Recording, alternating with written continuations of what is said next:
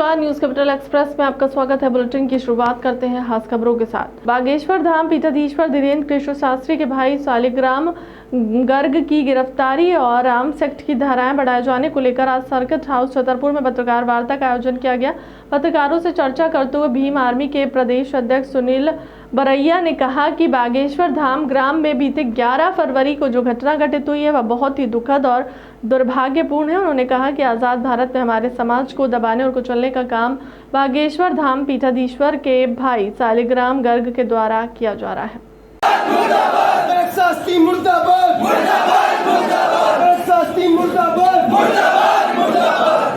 पंडितवादी नहीं चलेगी, नहीं चलेगी, नहीं चलेगी। बामनवादी नहीं चलेगी, नहीं चलेगी, नहीं चलेगी। बामनवादी नहीं चलेगी, नहीं चलेगी, नहीं चलेगी। भीम आर्मी से टकराएगा, झूठ झूठ हो जाएगा। भीम आर्मी से टकराएगा, झूठ झूठ हो जाएगा। बैन मरबाद, बैन मरबाद, बैन मरबाद, बैन मरबाद, जातिवाद, आजादी, आजादी, आजादी, मरबाद से आजादी, जातिवाद से आजादी, शिक्षावाद से आजादी, मनुवाद से आजादी, बैन मरबाद से आजादी। जनता जिंदाबाद, जनता जिंदाबाद, जिंदाबाद, जिंदाबाद, जनता जिंदाबाद, जिंदाबाद, जिंदाबाद, जिंदाबाद, जिंदाबाद, जिंदाबाद।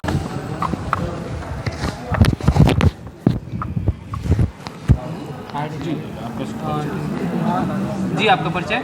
मैं सुनील बरसिया, प्रदेश अध्यक्ष मध्य प्रदेश भीम आर्मी। किस तरह से क्या कहना चाहेंगे आप छतरपुर आए हुए? देखिए, आज हम लोग छतरपुर आए हैं।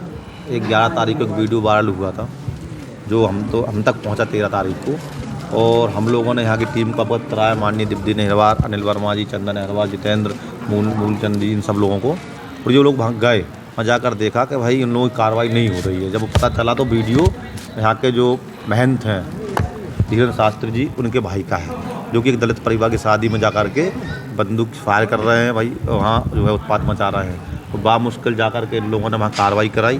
जब प्रशासन ने कार्रवाई की तो वो भी जो है गंभीर धाराओं में कार्रवाई नहीं हुई है, केवल एक्ट के तहत उन्होंने कार्रवाई की है। और जबकि उसमें जो नियम से 307, 25, 27 जो धारा लगना था वो भी नहीं लगाई है।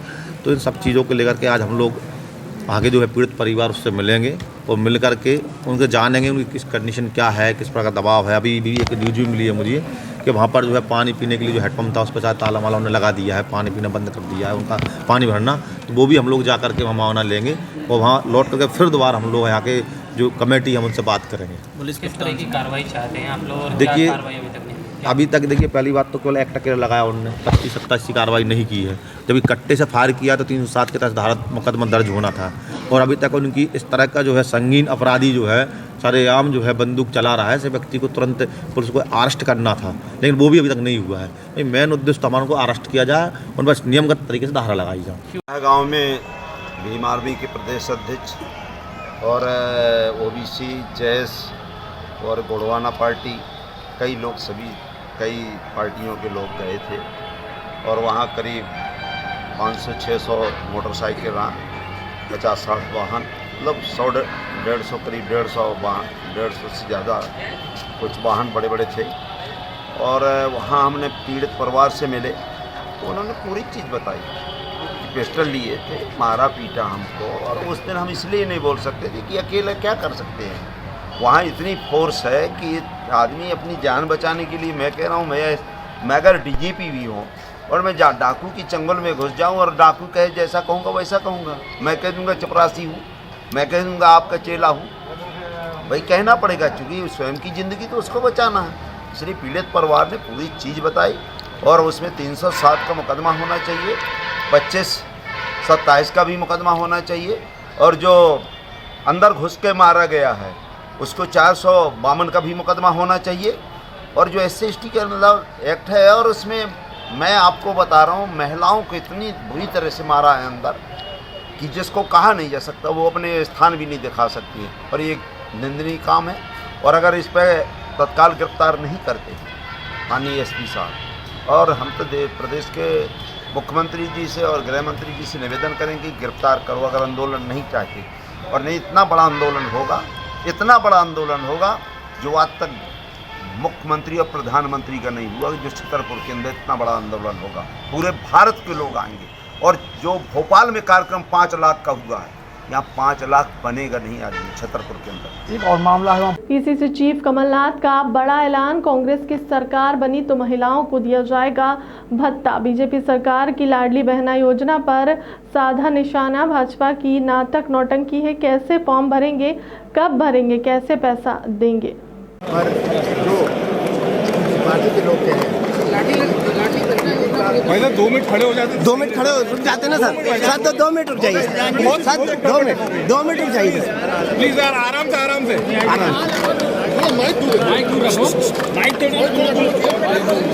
माइक दीजिए, आराम से जी। सर मनीष सिसोदिया शायद बजट सत्र है और उसको लेकर ई बजट की बात की जाए, टैबलेट की जाए। साल का बजट आप निकाल लीजिए, उसमें क्या आंकड़े थे, कितना बजट एलोकेशन था और उसमें कितना खर्च हुआ, उसका केवल 40% खर्च हुआ। तो ये बजट नहीं है, अब चुनावी बजट है। किस तरह जनता को मूर्ख बनाए, किस तरह जनता को हाथ दबाया हुआ ये इनका प्रयास है। विनीत हाथ तोड़ा ई बजट भी हो और साथ साथ जो परंपरागत बजट है उस प्रकार का सर पहले 1 महीने की बात की जा रही है, 1 महीने काफ़ी है सर क्या बजट के लिए, बजट सत्र की चर्चा के लिए। और ये तो चाहते नहीं है विधानसभा चले, अब जो जितनी चल जाएगी उतना हमारा पूरा प्रयास रहेगा। सर कल मध्य प्रदेश ने एक तस्वीर देखी, हेलीकॉप्टर से किसान उतरे थे, फावड़ा लेकर, हल लेकर, नया हल, ये मोबाइल नीचे करो, अरे भाई। सर मनीष सिसोदिया पर भी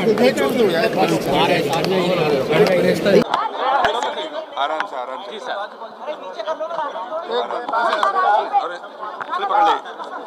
में स्वप्न दिखाने का ये भाषण था जी। शिवराज सिंह जी तो झूठ बोलते हैं, दुख की बात है कि आज राज्यपाल से भी झूठ बोलवा दिया। दिल्ली की आप सरकार पर मंत्री भूपेंद्र सिंह का बयान, भ्रष्टाचार का राजनीतिकरण करना ठीक नहीं है।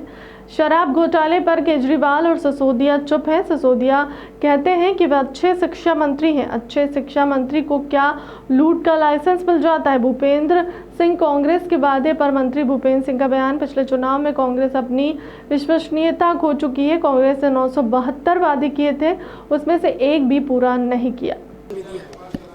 यानी काउंटर कर रहे हैं लाडली बहन। देखिए, वो अपनी विश्वसनीयता समाप्त पिछले चुनाव में कर चुके हैं, क्योंकि पिछले चुनाव में जो उन्होंने 972 वादे किए थे उसमें से एक भी वादा पूरा नहीं हुआ था 1.25 साल में। तो वो विश्वसनीयता अपनी, एक बार धोखा हो सकता है, बार बार धोखा नहीं होता, इसलिए अब वो कुछ भी कहेंगे जनता उनकी बातों पर विश्वास देने की बात नहीं, वो तो कुछ भी कह देंगे। चुनाव के लिए, चुनाव में वोट कैसे मिल जाए। अब 2 लाख का भी तो कहा ही था ना, 4000 बेरोजगारी भत्ते का तो कहा ही था ना, तो किसको मिला 2 लाख का, किसका कर्जा माफ हुआ, किसको 4000 रुपये बेरोजगारी भत्ता मिला। और 972 योजना घोषणाएं थी, तो 972 में से एक भी घोषणा पूरी नहीं हुई है। तो अब लोग विश्वास नहीं करेंगे। विश्वास कांग्रेस पार्टी, ना महिलाएं ना कोई विश्वास करेगा। सब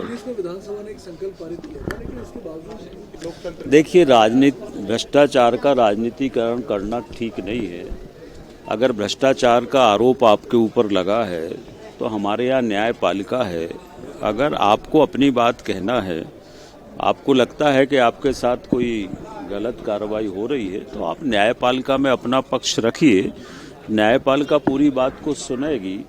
अब शराब में जो घोटाला हुआ उस पर तो कोई जवाब ना केजरीवाल जी ना सिसोदिया जी बोल नहीं रहे हैं। कह रहे हम अच्छे शिक्षा मंत्री हैं, तो क्या अच्छे शिक्षा मंत्री को लूट का लाइसेंस मिल जाता है, क्या भ्रष्टाचार करने का लाइसेंस मिल जाता?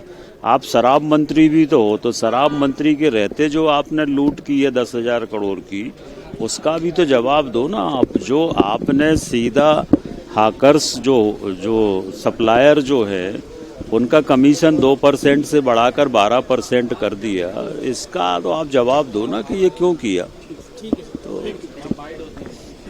राज्यपाल के अभिभाषण पर कृतज्ञता प्रस्ताव सदन के सदस्य कृतज्ञ सदन ने 28 फरवरी को 2 मार्च चर्चा के लिए निर्धारित विधानसभा की कार्यवाही 28 तारीख 11 बजे तक के लिए स्थगित। अल्पसंख्यक वर्ग के लिए उद्यम योजना तथा स्वरोजगार योजना लागू की गई है, जिसके माध्यम से 6000 उद्यमों तथा 30,000 स्वरोजगार सृजन हेतु सहायता प्रदान करने का लक्ष्य है। इसी प्रकार पिछड़ा वर्ग युवक युवतियों को विदेश में रोजगार उपलब्ध कराने की योजना भी प्रारंभ की गई है। मेरी सरकार ने विमुक्त, धुमंतु और अर्ध धुमंतु समुदाय को विकास की मुख्य धारा से जोड़ने के लिए रोजगार सृजन का एक अभिनव प्रयास करते हुए विमुक्त, धुमंतु और अर्ध धुमंतु स्वरोजगार योजना लागू की है। इन समुदायों के लिए स्वरोजगार उन्मुखी प्रशिक्षण कार्यक्रम पायलट प्रोजेक्ट के रूप में प्रारंभ किया गया है। इन समुदायों की संस्कृति, ज्ञान, कला और परंपराओं को सुरक्षित रखने के लिए उद्देश्य से इंदौर में एक विशिष्ट संग्रहालय बनाने की योजना है। मेरी सरकार ने माताओं, बहनों, बेटी और बच्चों की जिंदगी को संवारने के अनुष्ठान को अभूतपूर्व आयाम दिया है। राज्य सरकार मुख्यमंत्री लाडली बहना योजना प्रारंभ करने जा रही है। योजना के माध्यम से पात्र महिला को खाते में प्रति माह 1,000 रुपये की राशि अंतरित की जाएगी। इस राशि का उपयोग महिलाएं अपने परिवार को स्वावलंबी बनाने में कर सकेगी। अब से लगभग 16 वर्ष पूर्व सर्वप्रथम मध्य प्रदेश के प्रारंभ की गई लाडली लक्ष्मी योजना में लखपति लाडलियों की संख्या 44,39,000 से भी अधिक हो चुकी है। मेरी सरकार शिक्षा के प्रकाश घर घर तक पहुंचाने जिला धार, बालाघाट, मंडला एवं श्योपुर बहुल जिलों के साथ ही भिंड जिले में नए मेडिकल कॉलेज खोलने का निर्णय लिया गया है। सिकल सेल हेमोग्लोबिनपैथी मिशन अब सभी 89 जनजातीय विकास खंडों में लागू कर दिया है। भारत सरकार की नई प्रधानमंत्री आदि आदर्श ग्राम योजना के अंतर्गत अगले 5 वर्षों में प्रदेश के 7,300 से अधिक जनजातीय बहुल ग्रामों में विकास कार्य प्रारंभ किए जाएंगे। प्रदेश के 827 वन ग्रामों को राजस्व ग्राम में परिवर्तित किया जा रहा है। आहार अनुदान योजना के माध्यम से बेगा, सहारिया, भारिया जनजाति की महिलाओं को प्रति वर्ष 285 करोड़ रुपए से अधिक हित लाभ दिया जा रहा है। मेरी सरकार प्रदेश में समतामूलक समाज का निर्माण कर रही है। इसी अनुक्रम में 100 करोड़ रुपए की लागत से समरसता के संत पूज्य रविदास जी महाराज का भव्य स्मारक बनाने का निर्णय लिया गया है। स्मारक परिसर में संत रविदास के व्यक्तित्व और कृतित्व दोह एवं शिक्षाओं को प्रदर्शित किया जाएगा। लगभग 3 वर्षों में विभिन्न विभागों की योजना के अंतर्गत अनुसूचित जाति के 1,42,00,000 के से अधिक हितग्राहियों को 24,600 करोड़ रुपए का अधिक से हित लाभ वितरित किए गए हैं। मेरी सरकार प्रदेश के पिछड़े वर्ग को हर क्षेत्र में आगे ले जाने के लिए निरंतर कार्य कर रही है। मध्य प्रदेश राज्य पिछड़ा वर्ग 39,000 से भी अधिक हो चुकी है। मेरी सरकार शिक्षा के प्रकाश घर घर तक पहुंचा रही है। नेशनल अचीवमेंट सर्वे में 17वें स्थान से सीधे 5वें स्थान पर पहुंचना मंजिल नहीं, एक पड़ाव है। माननीय प्रधानमंत्री जी के 10 लाख सरकारी रोजगार के सृजन के संकल्प को साकार करते हुए मेरी सरकार ने प्रदेश में 1 लाख से अधिक सरकारी पदों पर भर्ती के लक्ष्य की ओर तेज गति से कदम बढ़ाना प्रारंभ किया है। अब तक 81,000 से अधिक पदों के लिए विज्ञापन जारी हो चुके हैं। मध्य प्रदेश 3,53,00,000 से अधिक आयुष्मान कार्ड जारी कर देश में प्रथम स्थान पर है। अब तक आयुष्मान भारत योजना अंतर्गत 24,68,000 से अधिक मरीजों का निःशुल्क इलाज किया जा चुका है।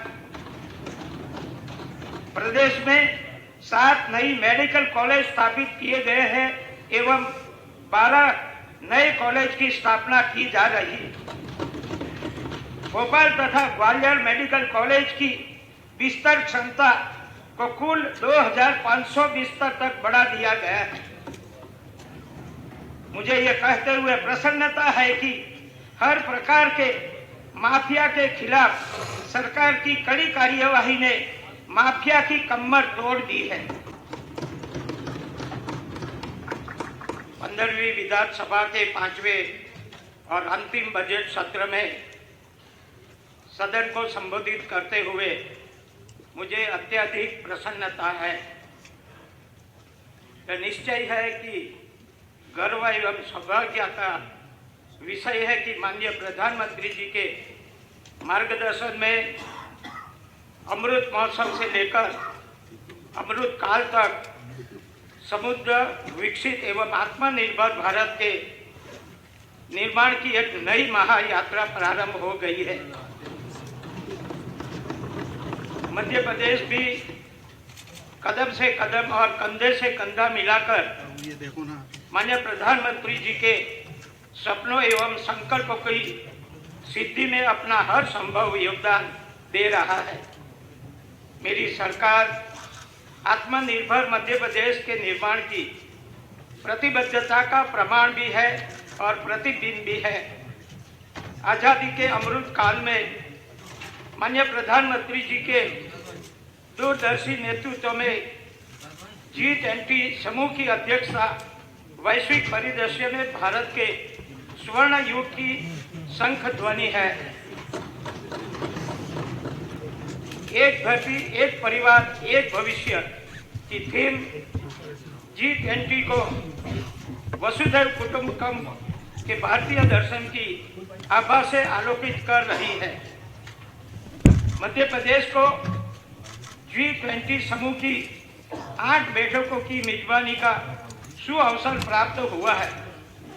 अब तक 3 बैठकों क्रमशः भोपाल, इंदौर और खजुराहो में आयोजित हो चुकी है, जिनके माध्यम से मध्य प्रदेश की छवि पूरी दुनिया में उज्जवल हुई है।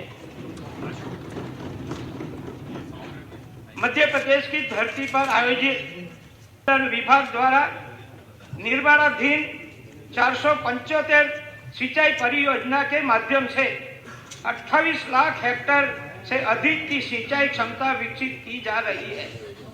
नर्मदा कछार की 24,500 करोड़ रुपये से अधिक लागत की 5,50,000 हेक्टेयर से अधिक सिंचाई क्षमता वाली पार परियोजना के निर्माण की कार्यवाही प्रारंभ हो गई है। रुपये 44,600 करोड़ से अधिक लागत की कैन बेतवा लिंक परियोजना के प्रथम चरण में बांध, लिंक नहर तथा पावर हाउस का निर्माण कार्य इन वर्ष प्रारंभ में करने का लक्ष्य है। गैर परंपरागत ऊर्जा स्रोतों को बढ़ावा देने के लिए नवीनीकरण ऊर्जा नीति 2022 लागू की गई है। प्रदेश में 2,850 मेगावाट की solar park, floating solar park तथा पवन एवं सोलर हाइब्रिड परियोजना का विकास किया जा रहा है। Global investors summit 2023 Madhya Pradesh के लिए अभूतपूर्व रही है। देश विदेश से प्रदेश में 15,42,42,000 करोड़ रुपये के निवेश प्रस्ताव प्राप्त होना राज्य सरकार की उद्योग हितैषी नीति एवं शासन तंत्र पर निवेश कोई अटूट भरोसे का परिणाम है। इन निवेश प्रस्तावों से लगभग 29 लाख रोजगार के नए अवसर सृजित होंगे। प्रदेश में 12 नए औद्योगिक क्षेत्र और 2 आईटी पार्क के विकास और 16 विद्यमान औद्योगिक क्षेत्रों के उन्नयन का कार्य लगभग 2,400 करोड़ रुपये की लागत मेरी सरकार ने 23,000 एकड़ से अधिक भूमि को भूमाफिया से छुड़ाकर सुराज कॉलोनियों का निर्माण का संकल्प लिया है। पहली बार एक वर्ष में 6 नक्सलियों को मार गिराकर मध्य प्रदेश पुलिस ने देशभक्ति और जन सेवा का नया प्रतिमान स्थापित किया है। माननीय प्रधानमंत्री जी के कर कमलों से महालोक का लोकार्पण इस दिशा में रचा गया एक अभूतपूर्व अध्याय है। महालोक परिवार के द्वितीय चरण का निर्माण कार्य भी समय सीमा में पूरा किए जाने का लक्ष्य है। महाशिवरात्रि के अवसर पर शिव ज्योति अर्पणम 2023 को आयोजन में जनता की भागीदारी से बाबा महाकाल की पावन धरा पर 18,82,000 से अधिक दीपों का प्रज्वलित करने का एक नया विश्व रिकॉर्ड बना है। आदि गुरु शंकराचार्य की दीक्षा स्थली ओमकारेश्वर में अद्वैत धाम का निर्माण किया जा रहा है, जिसके अंतर्गत आदि गुरु की 108 फीट ऊंची मध्य भव्य प्रतिमा, आचार्य शंकर संग्रहालय, आचार्य शंकर अंतरराष्ट्रीय अद्वैत वेदांत संस्थान तथा अद्वैत वन की स्थापना कार्य प्रगति पर है। सरकार ने ओच्छा में भव्य राम राजा लोक एवं चित्रकूट में दिव्य वनवासी राम लोक के निर्माण का भी निर्णय लिया है। भोपाल स्थित इस्लाम नगर का नाम जगदीशपुर किए जाने से यहाँ का पुराना गौरव पुनः लौट आया है। मेरी सरकार प्रदेश के अनेक पवित्र और प्रसिद्ध धर्म स्थानों का जीर्णोद्धार, विस्तार एवं विकास कर रही है। मुख्यमंत्री तीर्थ दर्शन योजना। दिल्ली के उप मुख्यमंत्री मनीष सिसोदिया की गिरफ्तारी के विरोध में आज आम आदमी पार्टी देशव्यापी प्रदर्शन कर रही है। भोपाल में आप समर्थक और पार्टी कार्यकर्ताओं ने बीजेपी मुख्यालय के सामने हाथों में हथकड़ी पहनकर अनूठे अंदाज में अपना विरोध जताते हुए मनीष सिसोदिया की रिहाई को लेकर प्रदर्शन किया। केंद्र की बीजेपी सरकार के विरोध में नारेबाजी कर रहे आप कार्यकर्ताओं को पुलिस ने बीजेपी कार्यालय से चलता किया तो वहां बिट्ठन मार्केट की ओर नारेबाजी करते हुए कूच करने लगे, जिन्हें पुलिस ने सुभाष स्कूल चौराहे पर के पास ही रोक कर गिरफ्तार कर लिया। इस दौरान आप पार्टी के कार्यकर्ताओं ने आरोप लगाया कि वह शांतिपूर्ण प्रदर्शन कर मनीष सिसोदिया की रिहाई की मांग कर रहे हैं।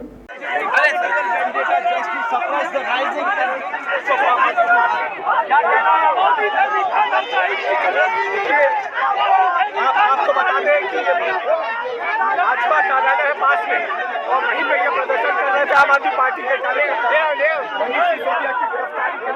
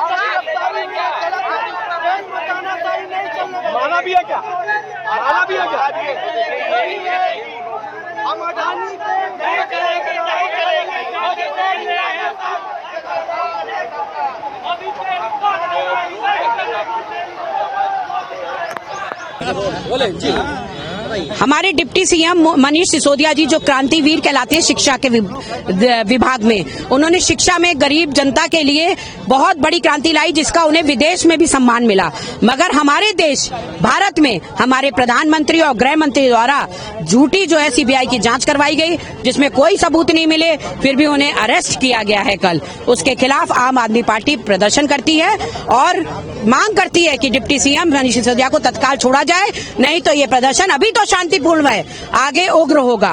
रही सवाल परमिशन की, तो परमिशन कभी भी शिवराज सरकार की जो नीचे पुलिस है यहाँ पे, वो कभी भी नहीं देती है, क्योंकि हर बार मांगते हैं 15 दिन का समय दिया जाता है। अरेस्ट हमारे सीएम को आज किया गया है और हम क्या 15 दिन बाद परमिशन लेके प्रदर्शन करेंगे? ये तो जनता के साथ वो है अत्याचार, जनता के बच्चों के साथ अत्याचार है।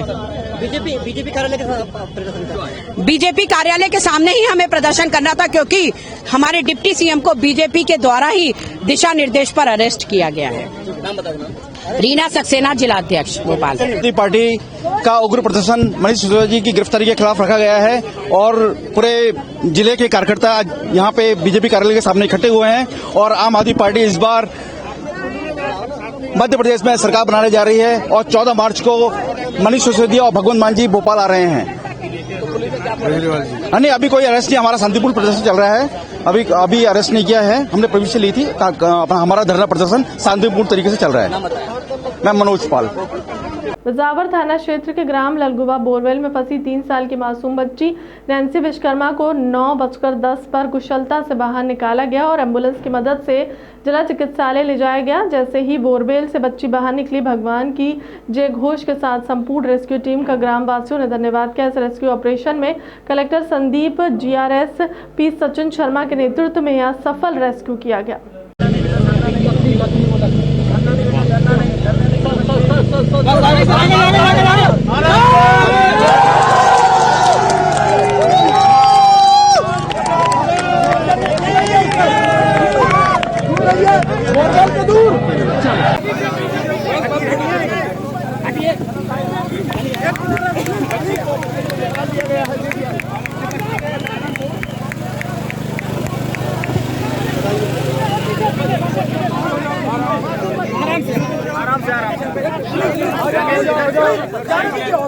जाने दीजिए,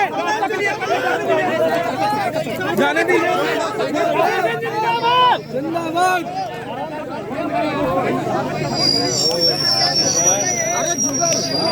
हमारा नाम रविशंकर विश्वकर्मा है, मोड़ी का नाम राशि विश्वकर्मा है।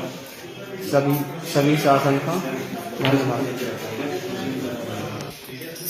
कलेक्टर साहब, शासन प्रशासन सभी को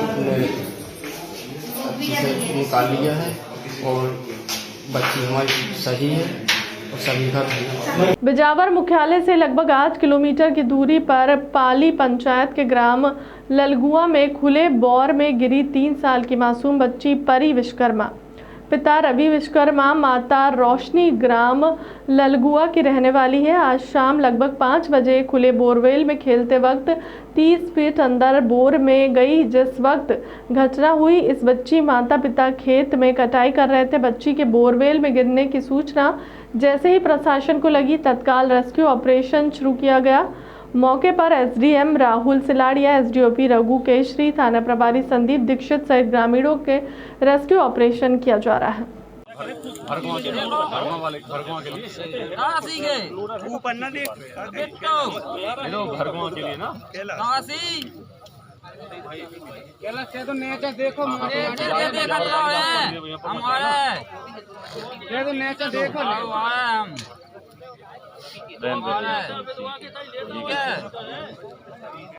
बच्ची कटाई करने के लिए यहाँ आई थी, उसके माता पिता भी यहीं थे और बच्ची वहीं पे थी। अब वहीं बोर था। ये कितने बजे घटना? 5 बजे का। तो इसके बाद सूचना दी गई? इसके बाद सूचना दी गई, हमें जानकारी जैसे मिली जैसे सूचना दी अपन। तो प्रशासन बचाने में हाँ सहयोग कर रहा है। कौन कौन है यहाँ पे? SDM है और CO भी है और पुलिस विभाग भी सभी है।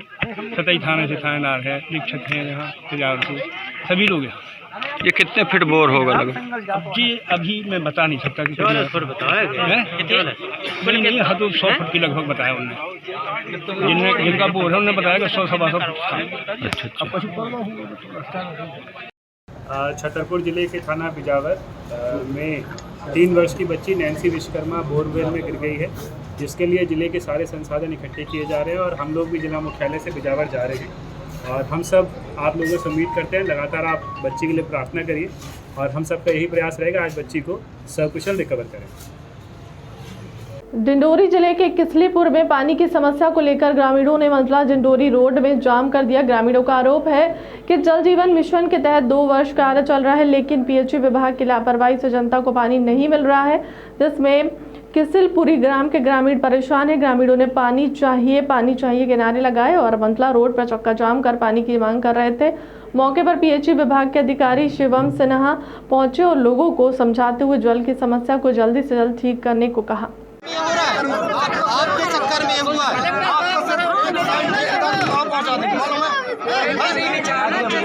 जनता का चूतिया बैठा है। इतनी बार बोले 15-20 महीना